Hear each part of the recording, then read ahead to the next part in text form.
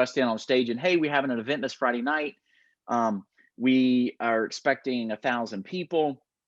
It looks like we're going to need 12 people in the parking lot. Sign up, in the back or text in, whatever. Well, I mean, okay, you have an event and you have a need. Not super inspiring.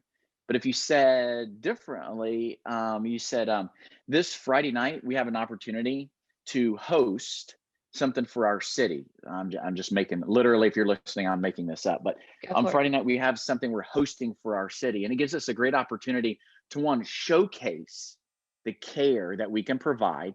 It gives, for many of these 1,000 people, roughly 70% of them have never stepped foot in a church. So we get to not only showcase how we care, we get to give people an appropriate picture of how the church cares, this church cares in the community.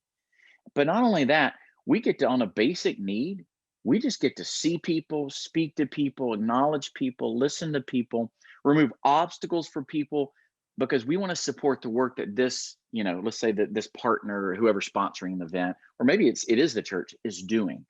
And so, oh, and by the way, so really the task is the by the way. So where do you come into play?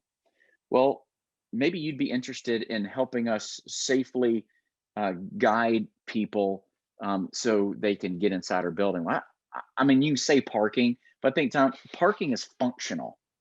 And I Mm. used to tell our parking team, you're not parking cars, you're guiding people. And behind the windshield Mm.